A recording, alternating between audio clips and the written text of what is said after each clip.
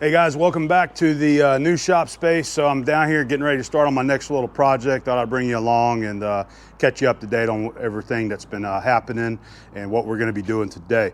So last update, I told you that the Gorbel jib crane was supposed to be put up and done. Well, unfortunately, my buddy Joe had to cancel that. He got sick. He was sick. He had to cancel. He couldn't do it. So it didn't get done because of that, but I did call around 3 of the local equipment rental companies last week, and I tried to rent a forklift so that I could get one in here over the weekend and do it myself.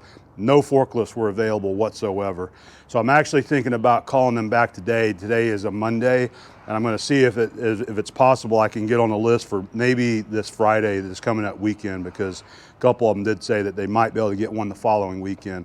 So that's where we're at for that. I'm thinking I'm going to try to get a forklift so that I can just take my time and work on getting the pieces for the Gorbel up there myself and get this thing finished up. So I wanted to let everybody know about that. We're still working on that. We're trying to get it done, but hopefully it's going to be done ASAP. All right. So today, or I'm sorry, not today, but this is the week where we have our American pacemaker lathe that's going to be coming into the shop. I'm going to follow up with the Fred, the delivery driver, and the riggers, and make sure everything's on schedule. It's supposed to be this Thursday, January the 13th, when the lathe will be here, the riggers will be here, they're gonna unload it and bring it and put it in the shop, okay? So that's happening this week. So what I'm doing right now, what I'm gonna be doing today and tomorrow, I'm gonna be working on, I've got my pressure washer, some fans.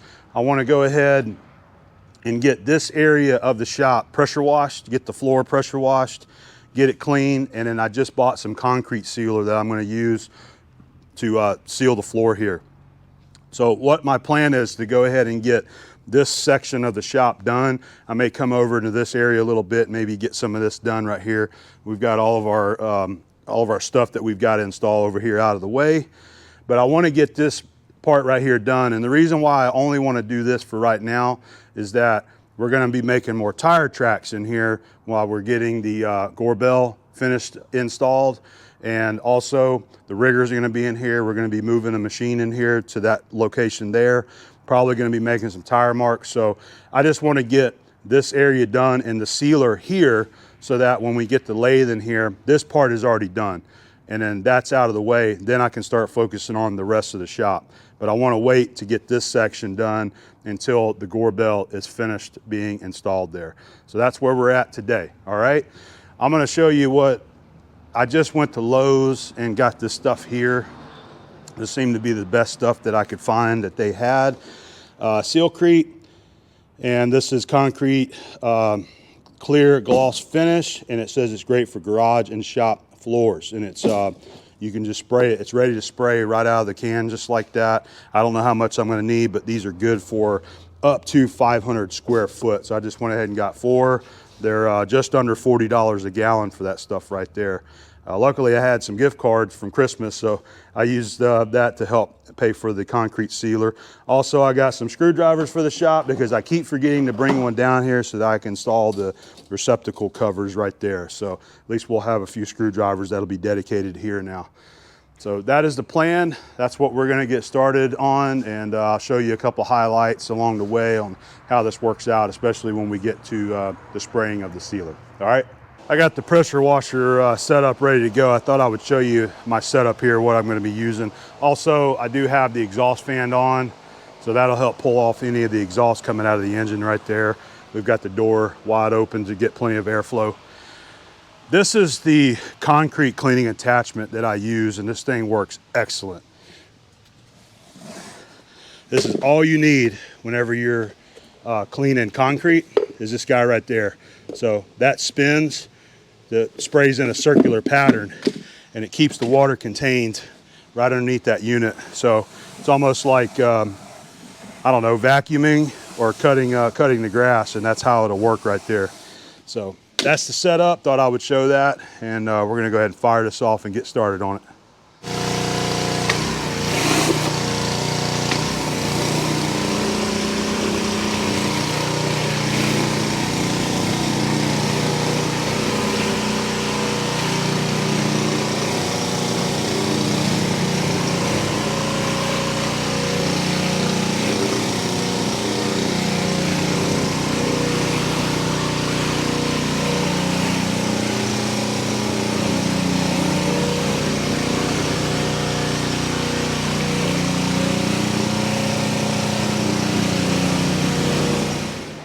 I've got that entire section cleaned. I went over it a couple of times. We got our fan set up to try to get it to dry. It's almost as if they had already sprayed some kind of sealer on this. If they did, nobody told me, and I didn't ask if they did either.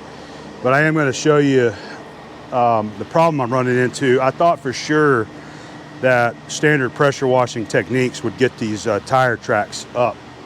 And I worked this section right here with both the floor cleaner and the wand on the end, and then just a regular spray tip there as well. And it's still showing some tire tracks, so I'm gonna have to do a little bit more digging and try to figure out the best way to maybe try to get some of these rubber tracks up, because you see they're very heavy up in here. And this may be why it looked like they never did clean the floor, because I was told that whenever the building was finished, they brought a floor scrubber in here and cleaned all the floors. They did all the units that way. And it didn't, to me, look like it was done, but maybe it's because this rubber is harder to get up. So I don't know if we should try some of that muriatic acid on it. I don't want to do anything that's going to really harm the surface of the concrete.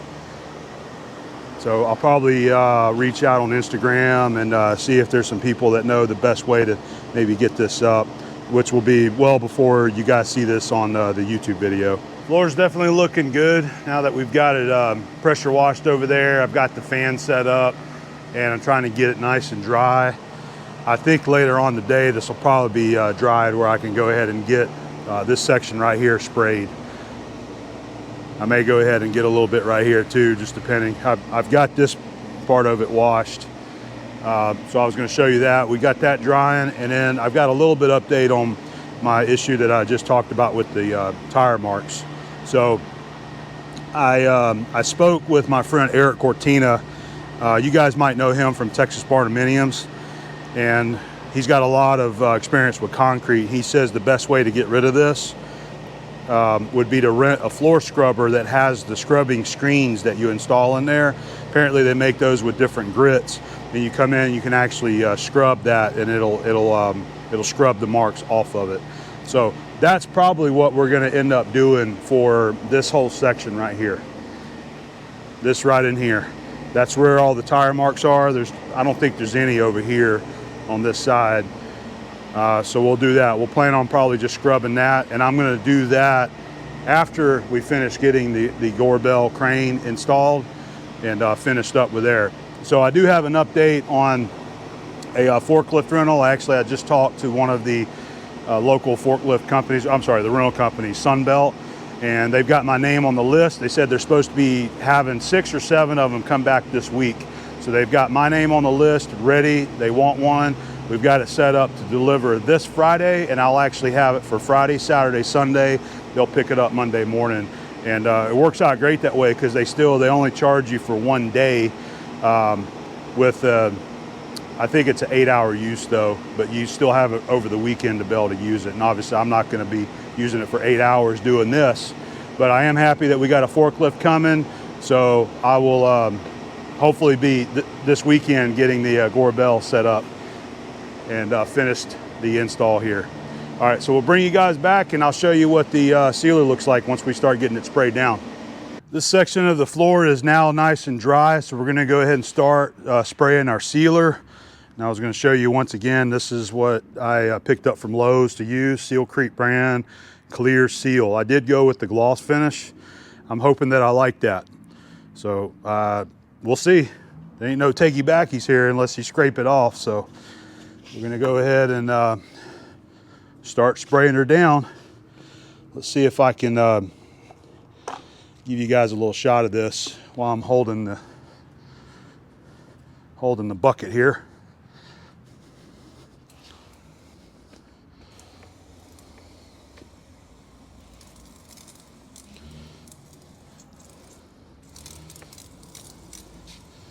It says to work it in a circular motion for a little better evenness, so we'll see if my pattern will work out.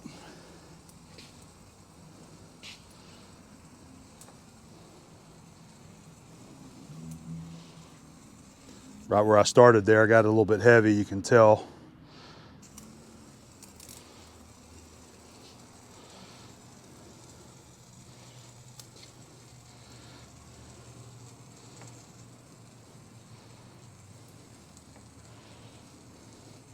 Just starting with one gallon can in the sprayer here, and we'll see how far that goes. I picked up 4 cans, but they have plenty of it Lowe's if I need to go and get some more. All right, so that's what it's looking like right there. I'm gonna keep going with it and see if we can get this whole area sprayed.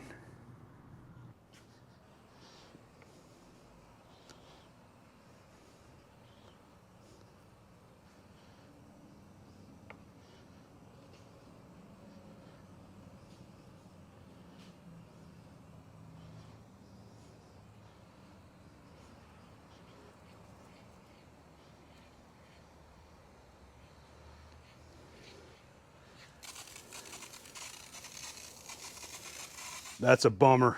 I got that little bit left right there. I'm gonna have to open up another can, but that's our section sprayed so far. I'm looking forward to seeing how it's gonna look once it completely dries.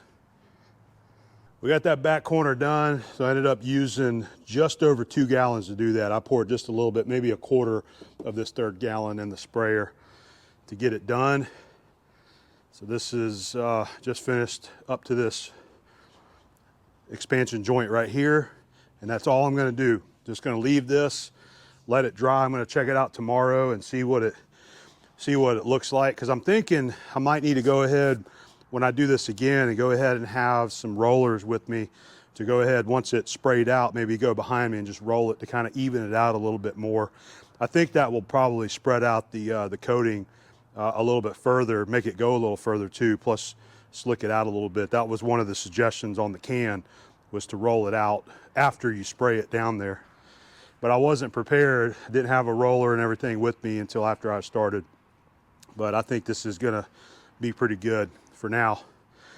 What I'm mostly concerned about is that we're getting the lathe put in here in a couple of days, and I wanted to get something down here better than just nothing at all, you know, bare concrete, because the whole point of this for me is just to have a little bit of protection for oil and coolant if it gets splashed down onto the concrete, that I can easily mop it up with some pig mat or whatever. Whenever that happens, it easily wipe it up. That was my main concern. So I really think that once we move on to this rest of the section of the shop right here, I'm going to go ahead and see about scrubbing the concrete properly, like my friend Eric was suggesting. Get it scrubbed, hopefully get rid of all these stupid tire marks in here, and then we'll go ahead and finish coating the rest of it at that point there. But I'm happy that we got this section done. I wanted to get this ready, have everything ready, so that when the lathe gets here in a couple of days, we can get in here and that was already coated. That way we have a little bit of protection in case the lathe, it may have an oil drip. Usually the old lathes have a little bit of oil residue drip off of it somewhere, and I wanted to have a little bit of seal protection there for that in case it starts doing that. All right, so I think that's about it. I think that's probably going to be about it for this shop update, but we're definitely going to have some more videos that's going to be filmed later in the week.